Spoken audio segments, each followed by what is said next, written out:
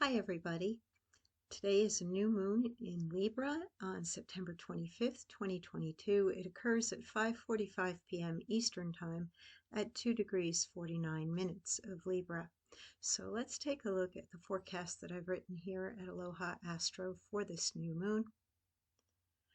New moon in Libra, Sunday, September 25th, introduces both critical thinking and criticism to relationship and life plans. And for the artists and influencers of the world, a push to elevate and perfect their work or to make a social statement, as the moon conjunct the sun in the cardinal air sign of Libra, mixing energy with Mercury retrograde conjunct Venus in Virgo, form a Thor's hammer aspect pattern with Saturn retrograde in Aquarius and Uranus retrograde conjunct the North Node in Taurus.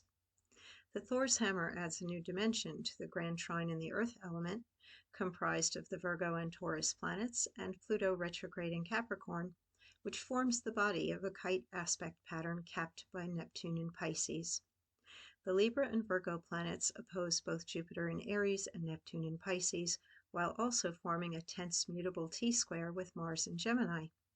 You have a desire now to change, transform, or improve something, reveal a truth, or stay true to a commitment or principle, but to do so, there may be sacrifice involved, or you will have to take one for the team or suffer slings and arrows, because not everyone will be happy with you or supportive of you, or you will have to work with the resources and tools at hand now as you look toward the future, even if they are far from ideal.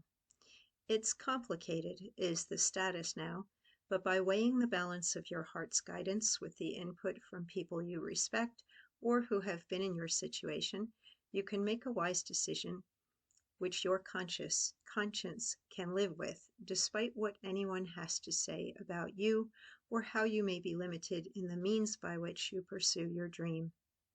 Some may give or receive unconditional love now, and others may express ultimatums or outline the conditions to be met in a relationship. The new moon also opens a door to inspiration and forgiveness, which can help you view the potential of a relationship, job, or project from a higher perspective, but only the passage of time and the effort you put into it will reveal the outcome. So let's take a look at what sounds like a really busy chart, and it is. So we've got a lot of geometry going on in here, and generally when planets are forming enclosed geometric patterns between each other, there's a stronger force of energy that can be worked with, or it may seem as though things are generally more intense or in focus in your life. And while we have these retrograde planets, a whole bunch of them, we have Mercury retrograde. This will come out of retrograde soon. October 2nd, I believe, is the date that it comes out of retrograde. We have Jupiter retrograde, Saturn retrograde, Uranus retrograde, Neptune retrograde, Pluto retrograde, as well as Chiron retrograde. That can place a lot of focus upon the planets. Each one that is retrograde may just feel more intense. You may be dealing with whatever issues they are activating within the houses that they're visiting in your own natal chart. Often retrograde planets give you the opportunity to go back over old things and revisit, re-examine, rework. Basically, if you can put an RE in front of it, it's probably something that is worth doing under a retrograde time period. What it can be challenging for under all these retrogrades is to have fast motion toward new things. And that can be particularly challenging right now because of this mutable T-square pulling in different directions, and the mutable energy does offer multiple possibilities. That can be good from the creative standpoint if you are wanting to look at different options, but if you are attempting to make your mind up about something, it can be hard to compare because there may be multiple good options or pros and cons to each thing. It can also be energy that scatters you a bit because of the mutable nature of the signs involved, where you're just involved with too many things, and therefore you can't give enough energy or attention to a particular thing and give all your, best work toward one particular thing. And that can be challenging. So if you're attempting to choose between, jobs or lovers or places to live or anything at all, there can be pluses and minuses to each thing that presents itself or each person that you have feelings for.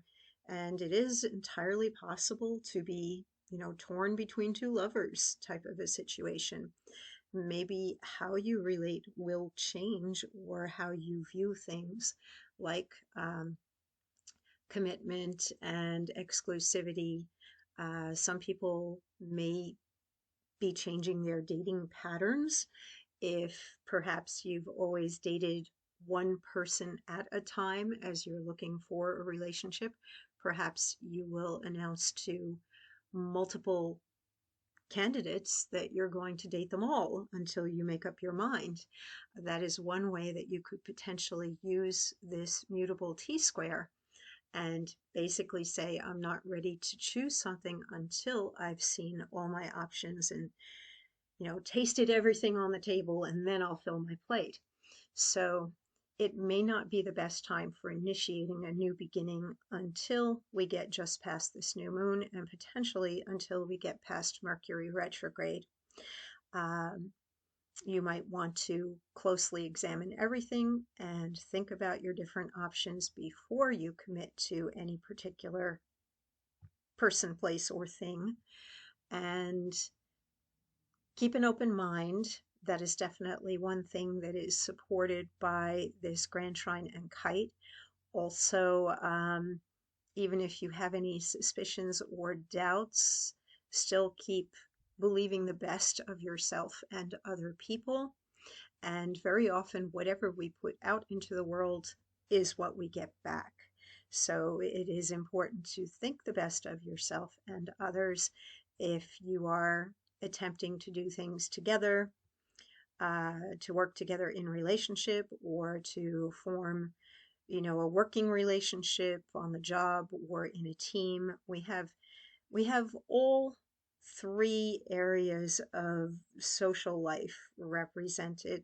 Well, we have a lot of different types of relationship represented in the chart right now. We have the Aries energy of individuality, of course, opposing the Libra energy of partnership. And then we have the Gemini energy, which is very social, brotherly, sisterly, neighborly. It's non-attached in general and open to some variety or change or keeping things light. And then we have the Aquarius energy going on with Saturn, and that is more group or society oriented. And that's one aspect that kind of sits outside of all the other geometric patterns that we have going on. And in fact, the Jupiter opposition also sits a little bit outside of this Grand Trine, the Kite, the T-square, and the Thor's hammer. And the Thor's hammer is there in those dotted lines. And the Thor's hammer sends its energy here toward Jupiter in Aries. And the nature of the Thor's hammer, if you go look it up, Google, study, read, you'll probably see multiple different viewpoints on this aspect pattern. After years of having one in my own natal chart and looking at other people's charts who also carry a Thor's hammer, you have to consider, of course, the planets involved and the signs and the houses that are activated by it. But generally, there's usually some criticism that the person who carries it has.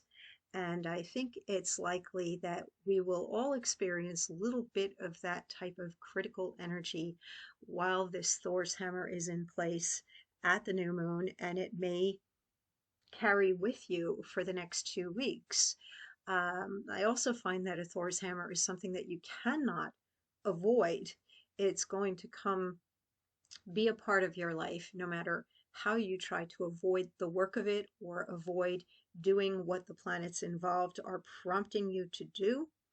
And in this case, it would be some constructive change toward the future that is necessary for things to improve, but it's going to be looked at from other people saying, like, is that necessary, or why did you do that? Maybe you would be the one actually who's looking at a particular person or situation, and you're the one putting out that energy toward the other party and being hypercritical. And in a way, I think that that does activate some necessary improvement. And I think it pulls that grand trine and kite further toward the higher path that Neptune in Pisces is seeking. Um, People either have to like get with the program or get over it and make way for the changes that are going to happen anyway. And there's no way that everybody's going to be entirely happy. And it is likely that either you're blaming somebody else for something or being very critical of them. And if you are, then I would say look in the mirror and think about what you're saying or doing to somebody else. Think about your role in it and whether you're really just unconscious and unaware of something in yourself. What is that showing you? Or if you're the one on the receiving end of that type of energy, maybe just let it roll off your back, or understand that the person that is hitting you with that energy, like, they don't know what they're doing or saying. They don't have the full information or knowledge, or they have their own fears or anxieties coming up about what you're attempting to do or create. A lot of times people just don't want us to change. It can be very threatening if you are doing something that's very important in your life right now, which is possible because the North Node's in here with that planet of change, and it is a big part of this grand trine and kite with Neptune, Pluto, Uranus, the Libra and Virgo planets. You would think that people who like you, know you, love you, are going to want you to pursue a dream or follow your purpose or path in life, and would support you in becoming more. However, sometimes when we change, that can be very upsetting or threatening to the other party. And that might just be something that you have to accept, that, well, maybe they will eventually come around. Maybe they will eventually get over it, or maybe they won't. So I think with all the complication we have here, and with self and other being primary at this lunation, and a lot of change, potential for change and transformation, while we also have multiple ways of viewing things and multiple options. Some people are going to get together in relationships, some people are going to break up, and some people are going to go on a timeout. And that doesn't have to mean just romantic relationship. I think that things have to be moved through, worked through. There has to be an allowance of some space for individuals in order to have healthy and supportive relationships either develop or improve, or, if there's any hope of reconnection, people just might need a little bit of time and space. So it is an interesting new moon, and Libra is not just about relationships. It's also very good at the artistic side of life. It is a Venus ruled sign, and it likes to follow precise methods to create things of great beauty. So music, dance, the choreography of dance, the notes of music, the measurements in things like architecture or fashion design or interior design are very Libran. And perhaps you will develop an interest in something like that. If you already have a keen artistic sense and you are wanting to further your artistic interests, it is a very good time for joining an art group or taking some online lessons, or just go buy the materials and start making art. Go join a group who's dancing or singing or making music, and invest some time into yourself and the things that give you pleasure or make you happy, or somehow create beauty in your life and in the world around you, which is what we have with Jupiter and Neptune, as well as the Virgo and Libra planets. Form does generally follow function when we're looking at Virgo energy. So on some level, there might be, you might want a reason for doing what you're doing, whether it's helping or healing you or others, or creating something that people can use that feels more a necessity than just something of beauty. Maybe some of that Virgo energy is going to influence you toward being a practical artist in some way, but it may also be very expressive or emotive in terms of communication, because Mercury does rule Virgo and it discerns, and it may be time for calling things out as well. And one creative way that people do that is, writing or lyrics to songs. So maybe there's some desire to bring awareness to society and uplift it in some way, or say, hey, look, this is what's really going on. This is the truth of things. And whether it's applied to an expression, an artistic expression, or whether this comes out in a relationship, it could be either or both. But definitely give in to your artistic impulses now, while we do have a strong artistic influence going on. Let's take a look at the Sabian symbol. Oh, and if you'd like to read more about a Thor's hammer, I feel like Alice Portman's website here and her explanation and example of a Thor's hammer rings most true to what I've experienced personally in my own chart and what I see in clients' charts. So the link here, aliceportman.com/Thor's hammer. And now let's get the Sabian symbol up. We round up to 3 degrees of Libra. The dawn of a new day reveals everything changed. Keynote, the ever-present possibility of beginning again on a new foundation of values. And that is something that we have going on, and we've had for some time with Saturn square Uranus between Aquarius and Taurus energy, that it is a new foundation of values we're attempting to build. This symbol hardly needs to be interpreted, except for pointing out that these first 3 symbols beginning the second hemicycle of the cyclic process should be seen as a basic trinity. And we've got a grand trine right now among in the earth element. It can be related to the process of true initiation, the experience of the undying form of perfection, the release of the energy incorporated in the form in order to reach that which is beyond form and name. Well, here's our grand trine and our kite, and we have the initiating energy of Aries active right now with Jupiter, and then we've got Neptune at the top of the kite with that higher spiritual energy that is what brings things into being, and it is that which is beyond form and name.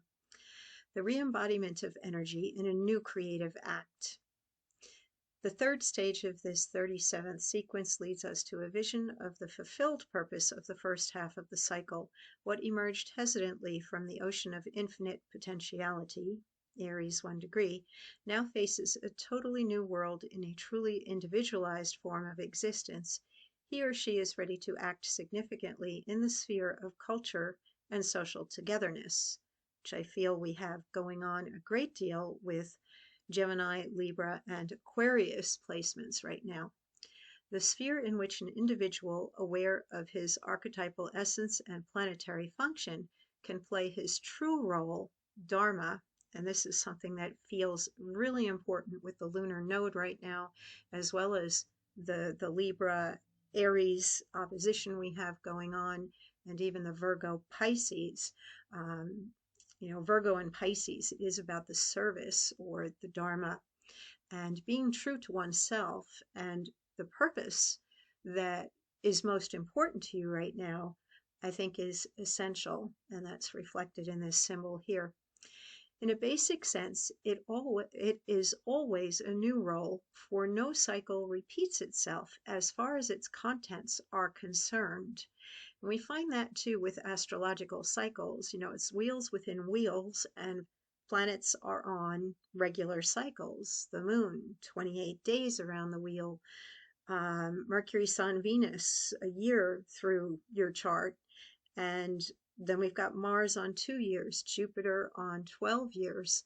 And as we go out further and further, those cycles become longer and longer, but we never have exactly the same pattern in our lifetime repeating itself, even though we have specific planets coming back like clockwork. Their interaction with the other planetary cycles will create those nuances where you do decide that I'm going to do it different this time. Instead of repeatedly doing the same thing over and over again, now things are different, some new element comes in, and I have a different option, a different choice, or a different way of seeing things. So we create anew, and we're the same but different. The person who plays this role is always potentially an innovator. Now that's interesting because, the Aquarius and Aries energy in this chart is where we have the aspects that seem to be sitting outside of the pull. It's almost like a big vortex pulling us in right now with that grand trine and that T-square and the kite. And then we have the Aquarius and the Aries energy, which is very innovative, kind of sitting outside of. And perhaps that is where directing our attention to Saturn in Aquarius and Jupiter in Aries, where we can make things move. And we have to consider not just us individually, but what are we bringing to society, and how is society or the group affecting us as well, and the interconnectedness between the two. So innovation, definitely, and we have a lot of power, a lot of energy, potential in the aspect patterns right now that we can achieve great things. We may have to just pay greater attention, more mindfulness, stay open-minded, keep holding on to the ultimate vision or goal, and be patient with yourself and other people, but also be discerning enough to see where you're not making a wise choice in terms of growth. If what you're choosing is going to only lead toward no growth or further hurt or pain, then choose again and go in a different direction. All right, I think that's it. We've gone over the forecast, the Sabian symbol, the chart patterns, and that link to Alice Portman's explanation of that Thor's hammer. Do stay safe, healthy, be creative, and I will see you next time when we look at a full moon coming up in about 2 weeks.